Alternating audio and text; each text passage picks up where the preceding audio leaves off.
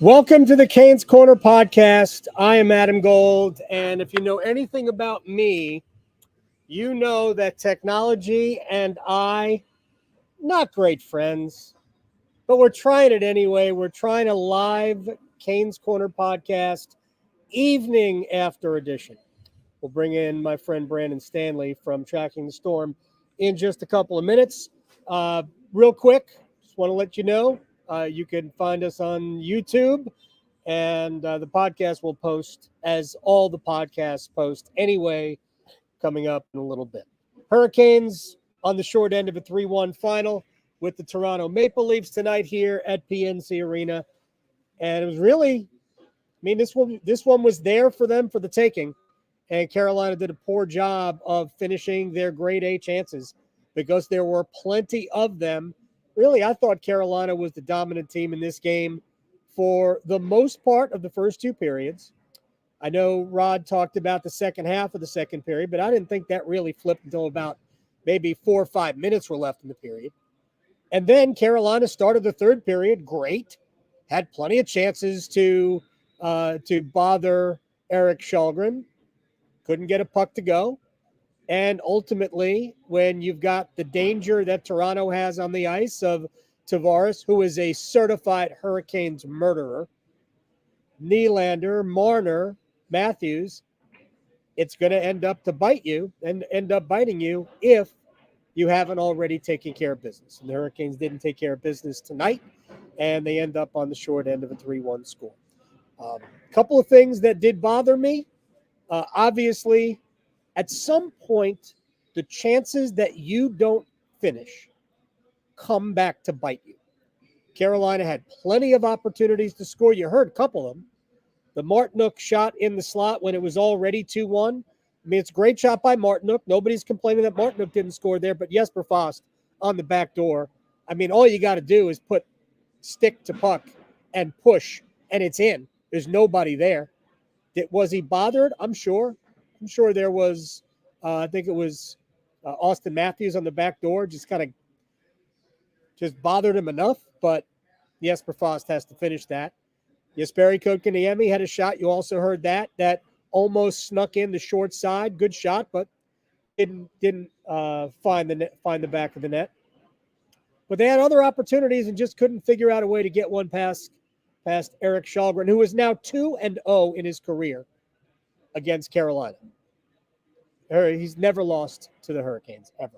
Erik Källgren has never lost to the Hurricanes. Anyway, I thought Carolina was really the better team for the most part, but didn't get anything out of it. And that's the way hockey works sometimes. The goals were avoidable, but you have to give Toronto credit for hard work. I thought the third line, the Engvall line, was, I thought, Toronto's best line tonight. I thought the fourth line was also great with Kampf and Malgin. I thought that line was really, really good. But the goal that made it 1-1 with 90 seconds left, that's a case where Carolina's got their fourth line and their third defensive pair on the ice at the same time, and they couldn't get the puck out, couldn't get the puck frozen. Freddie Anderson, I thought, had a chance to freeze the puck and couldn't find the handle, and it ends up back on the stick of Järnkrok in the high slot.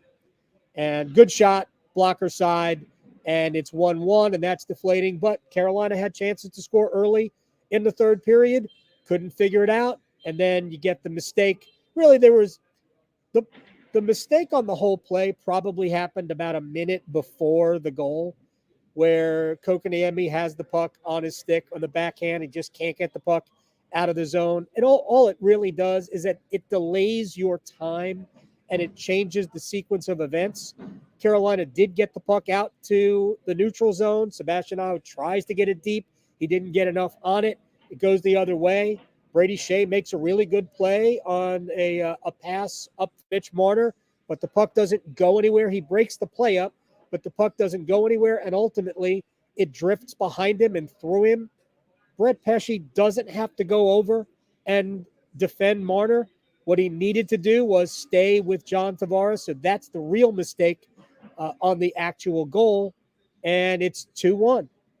Carolina just at that point, from that point on, Toronto was better. Carolina was trying to get the goal, and they opened up, and they allowed a grade A opportunity to Nick Robertson, who only lost control of the puck, but it's an easy goal if he doesn't lose control of the puck, and he faked out Freddie.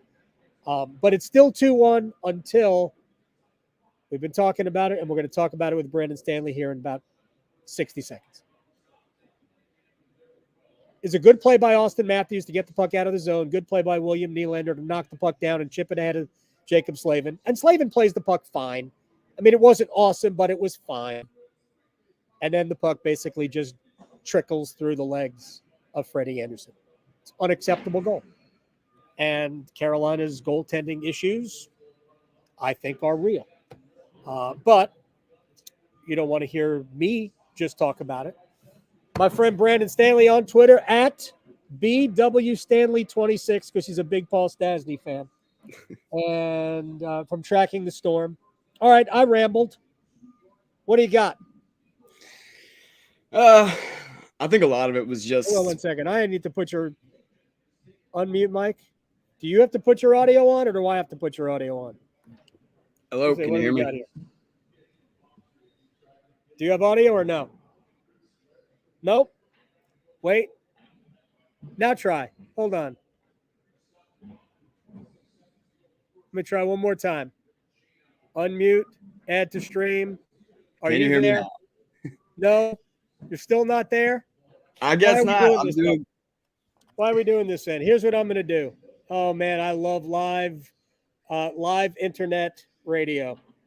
So let's try this. Can you hear me now? Because I don't know what I'm doing. Still nothing. Let's try this. Pick up your phone. This is wonderful stuff. There you go. There's Brandon right there. What a train wreck. Because I'm not good at this, I have no idea what I'm doing wrong, but I'm probably doing something wrong. All right, sir. I rambled. What do you got? You need to get you a producer over there. First of all, yes, I would accept that.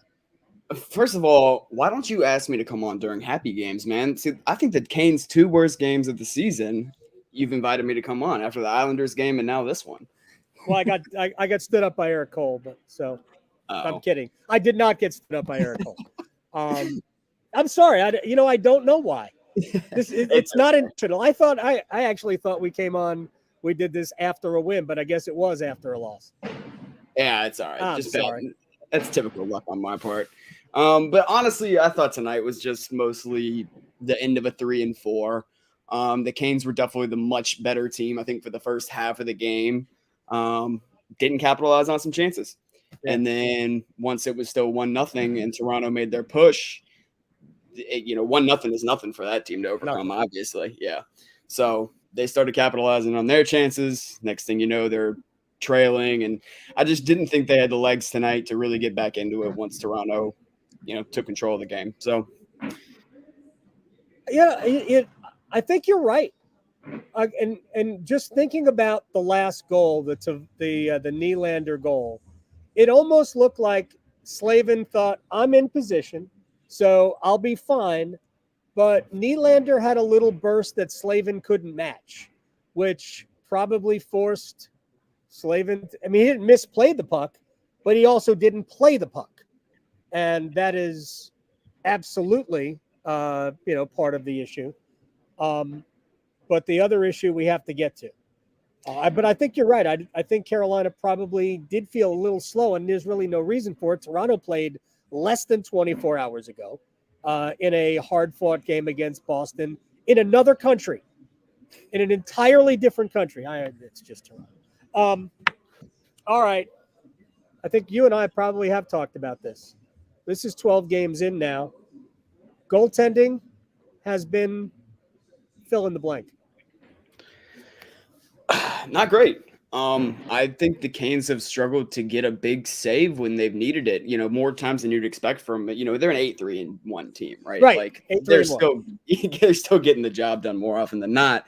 But there's been a lot of times, like even in games they end up winning, where it's like, man, and even sometimes I feel like I may be getting a little bit overzealous and saying, okay, well, he should have stopped that on times he, on really difficult shots to save. But like, I feel like the Canes have not gotten really good saves that a lot of times Freddie and Rancid both came up with last year. So It's like in a big spot, sometimes you need your goalie to bail you out a little bit. And that's the biggest thing I noticed is that they're not really getting that save to this point. I think Ranta's given it to him more than Freddie Anderson. Mm-hmm. I agree. I think Antti Ranta has been the better goaltender through his 4 starts. By the way, I figured it out. So I believe if you hung up your phone right now, we would be in good shape. Try that. If not, I'll call you back because it's just the internet, Brandon. All right, let's try it. Hang up your phone. Just hang up your phone. There you go. Are you there now? Can you hear me? I think I can hear you. I can hear you. I'm good enough to hear you fine. All right, beautiful. All right, so, I thought it was like echoing a minute ago because I had both playing, so I finally muted my computer. I just figured out something on my end, but it's not 100% perfect. But I can hear you, and apparently people on YouTube can hear you, and that's really all that matters.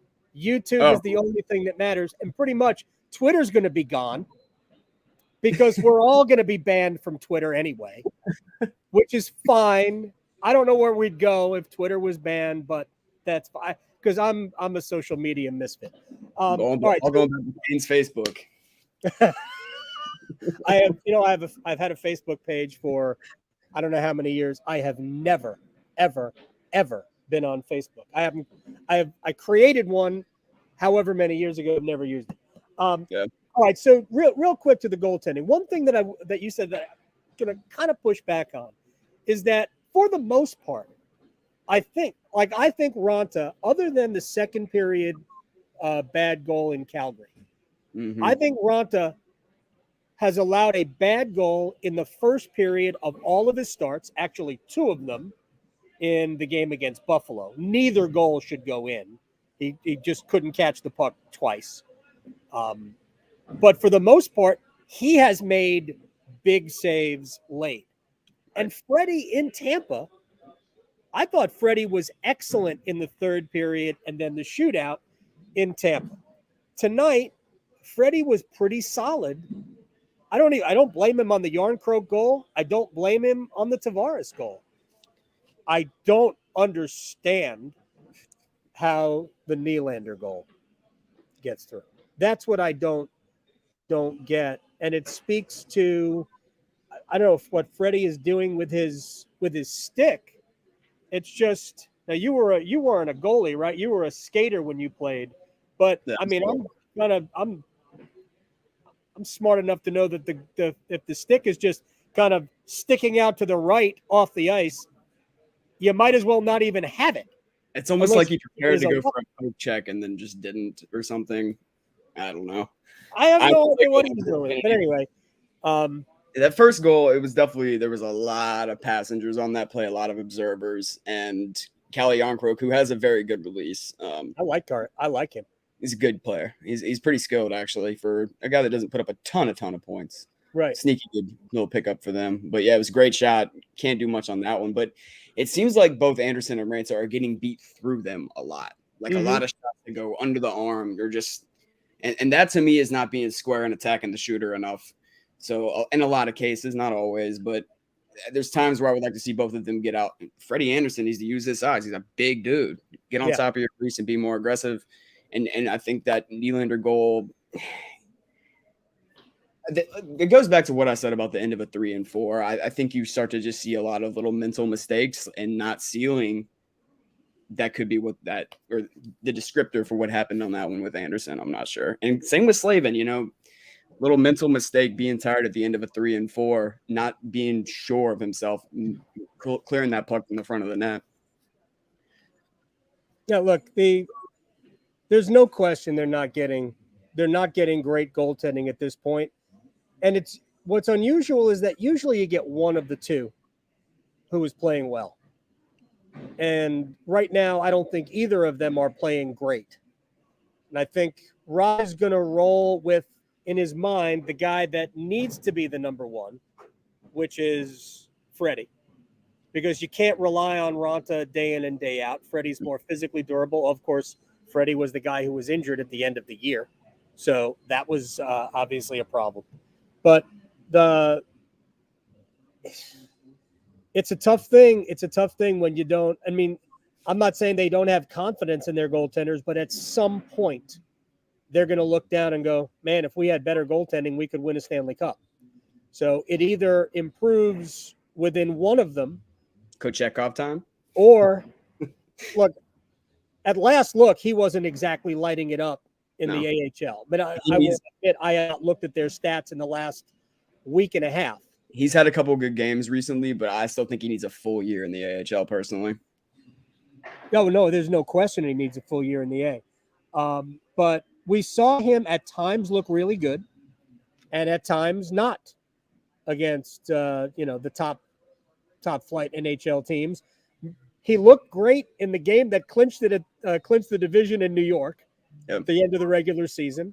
He looked really good initially when he first had to play when Raanta got hurt against Boston.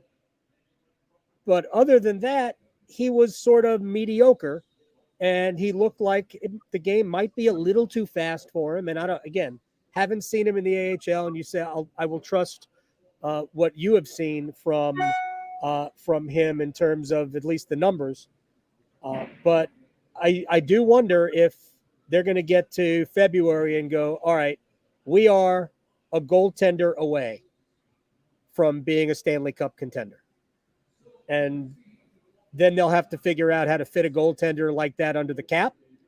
And frankly, I'm not even going to speculate as to who that might be. And I hope we don't get to that point, because I hope either Freddie or Antti Raanta kind of figures this out over the next, let's just say the next month. Because one of them will, right? I mean, they're both experienced guys that, what we were talking about earlier, one of those guys has pretty much always been playing well. So this is like the oddity that one of them's not right now. at some point, you got to feel like behind the Hurricanes defense, it's not like they're getting smashed every night with 40 shots. One of them's going to get going at some point. It is early in the year. Mhm. You're definitely going to hold out hope for a while at least. Yeah, well, I hope so. I mean, seriously, I'm not trying to be alarmist. I was worried going into the season, so it's sort of confirming what I feared going in, but I'm also open-minded enough to kind of I'll wait and see, because again, we're a dozen games into the season. Nothing is really alarming, including the fact that Teuvo Teravainen still doesn't have a goal, which kind of alarming, but not overly alarming. I thought he was fine tonight. I didn't think he was bad tonight. I don't know that the wingers on Aho's line weren't the best part of Aho's line tonight. That line was pretty good. I thought it was the first time all year that Svechnikov, Necas, and Kokoniemi weren't, because the matchups should have favored them. Yeah. Rod had it set up where that line was going out against the third and fourth line for Toronto, basically the first two periods, and they really didn't generate much. Well, it's like you were saying, those two lines were impressive, man. Dennis Morgan's a player. Yeah. That kid's good. Yeah. He played well. We already talked about Yarn Croak. And do you have a solution for the Jesper Fast empty net finishing problems? Somebody needs to burn some sage or something, man. I mean, that's how many chances has he had of empty nets? I mean, great plays, rebound sitting right there. Like you said, just get your stick on the puck and move it that way. I don't know. Hockey is a very mental game, and right now it is not going his way. Eventually want to go for him. I love Fost. I think he's a perfect fit on this team. I still love the way that line is played. They shut down Matthews, completely erased him from the game the first half of it. And ever since Martinook's been on it, they've dominated everybody. So I'm not too worried about it for now. Eventually want to go in for him. It'll just be just like Svechnikov and Necas and all these skill players. They score one, score a bunch. He'll score one. He'll score a couple. Yeah, it's funny. I talked to Rod before the game, and I'll let you go here, Brandon. Talked to Rod before the game about Fost and all these chances that are not going. I said maybe he should just kick the puck in because he's good kicking the puck in. Did you think that Nylander kicked the puck tonight? Yeah. I mean, he didn't really get a lot of stick on it. I didn't see that. I was my stepbrother is a big Leafs fan. He was at the game tonight, and I think he was like blowing up my phone at that point. So I was just like, man, lose his number. Lose his number. He's all right. All right, we'll do this again during happier times. Yeah, invite me on during a win, buddy. I mean, come on, man. Yeah, but if I knew, although I did reach out to you in the second period. So yeah, they just tied it or went ahead 1. I was like, come on, man. I appreciate you having me on, buddy. You have a good night. You got it. At BW Stanley 22 for tracking the storm. 26. We will do it again. All right. Let's do this. If anybody has some questions and you want to throw it in the comment section, I will be more than happy to answer these. So we can do that. We're on YouTube. This is the Canes Corner Podcast, morning after edition. Hurricanes. I want to go through the goals real quick, and then we'll put a wrap on it. Again, if you have any questions, you want to throw them in the comment section, that's fine. Carolina got the first goal, 8-11 of the first period on the power play. It was Stefan Noesen, and that is a testament to sometimes a mistake or sometimes the luck is just on your side. So it was a pass across to Svechnikov, who really whiffed on a chance, flat whiffed on a chance, and went off like the heel of his stick, and he got nothing on it, and it went off the end boards and bounced right back to Stefan Noesen, who is now behind the red line, so behind the goal line, and all he does is flip it out in front, and it goes off Shelgren and in. That's the first goal. So 1-0 Carolina after 1. There were some other chances in the first period. Frankly, Carolina probably should have been ahead more than 1-0 after 1, but they were the better team, and they were the better team for the first 12, 13, 14 minutes of the second period too. And then the Cali Yarncroke goal. And again, I have a hard time finding fault with anyone on that goal other than, man, circumstance. Like, all too often we try to find blame. And it's easy to blame. I mean, I'm sure if we went to we could blame Shelgren for the first goal. Probably that's probably not a goal that you should allow.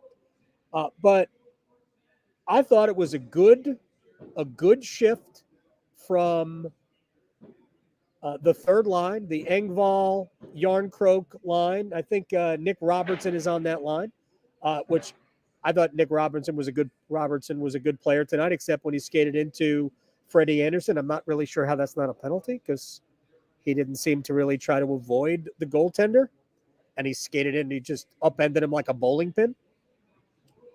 So the fourth line and the third defensive pair caught out on the ice for almost a minute. I don't know exactly how long that shift was, but it was about a minute. They were out there a long time. And the only thing I can say is Freddie had a chance to freeze the puck, but he just couldn't find the handle on it. So it wasn't like he chose not to freeze it. He just couldn't. But it looked like there was an opportunity to do so if he could get the handle, but he couldn't get the handle. And once that happened, then you got tired. You got 5 tired bodies on the ice, and Yarncroke comes out in the high slot, and he just wrist one past Anderson to the blocker side. That's 1-1. 90 seconds left in the period. And again, the ice started to tilt against Carolina maybe the last 5 or so minutes of the frame.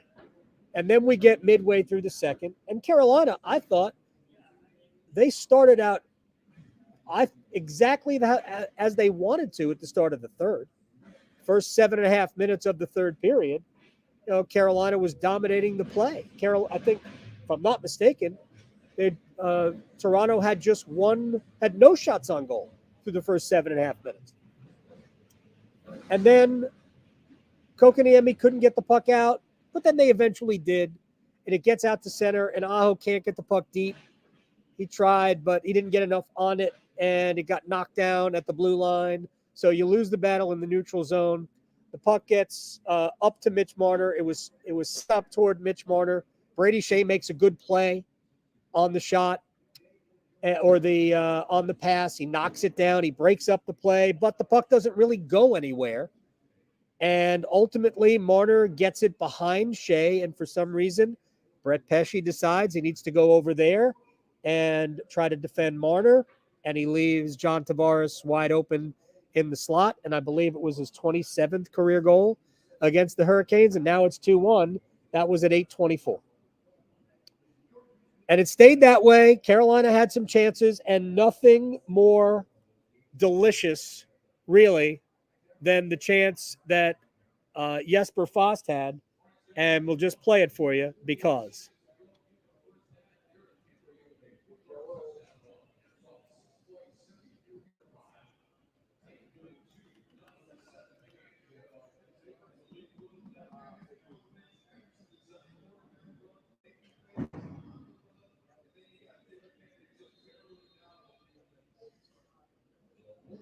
Yep. Jesper Fast had a great chance to make it 2-2. And when that didn't happen, not too long after that, William Nylander's 5th goal of the season. Good play by Austin Matthews. It was like the third chance that Toronto needed to clear the zone. He just flips it out of the zone. William Nylander knocks the puck down. Then he chips it ahead of Jacob Slavin. And, I mean, Slavin didn't play it badly, but he also didn't knock the puck out of harm's way. And Nylander either kicked it or he got a stick on it. But either way, he didn't do much to it. And it just slipped through the 5-hole on Freddie Anderson. And that was that 3-1 with 3.5 minutes left. Carolina had pulled the goalie and had a couple of chances the rest of the way, but nothing good enough. From Samuel in the chat, if you will, you think that Nylander goal was more on Freddie making the slave or Slavin not getting the puck out? I think the answer is yes. If Slavin plays the puck better, if he plays the puck, then it's not a goal. But it shouldn't have been a goal. I mean, Freddie, I don't know how you let that puck through. It's a terrible goal. It's an awful goal to allow. So, but yeah, like I said before, I don't think Slavin played it poorly, but he didn't play the puck. He had the man, he boxed out the man, but he didn't play the puck. It wasn't like it was Nylander got around him and got a shot off. I mean, that puck just continued forward momentum, and it got through Freddie Anderson. So there's that. And from Patrick, not related to tonight, but is there a statistic on converting breakaways? Yeah. Well, Canes have never been good at converting on breakaways, right? I'm not can't argue with that at all. That has been a problem for Carolina for quite some time. But I don't think it's why they lost tonight, right? Did they have a breakaway tonight? I don't think they had a breakaway tonight. As Patrick said, it's not related to tonight. Aho did have a breakaway in the first period against Buffalo on Friday that would have been the hat trick goal, but he was denied by Craig Anderson in that one. All right, this was fun. It was a little bit of a train wreck initially. I hope that y'all enjoyed it. We'll try to do it again. And until the next time we try and do it, this is the Canes Corner podcast. It's brought to you by the Aluminum Company of North Carolina. If it's for the exterior of your home, you can find it at the Aluminum Company of North Carolina on Hamlin Road in Durham. Sammy Hanna and his crew do a great job. You've heard me talk about them before. They're wonderful people. And they also have the best customer service that you've ever seen in the industry or any industry, because life is a customer service industry. I hope to provide you with great customer service. Hurricanes didn't win tonight, and we still had a good time. Until we do this again, which hopefully will be Wednesday night after the Hurricanes take on the Florida Panthers. And if we just do a normal podcast, we just do a normal podcast. We'll see. Appreciate your time. Good night, everybody.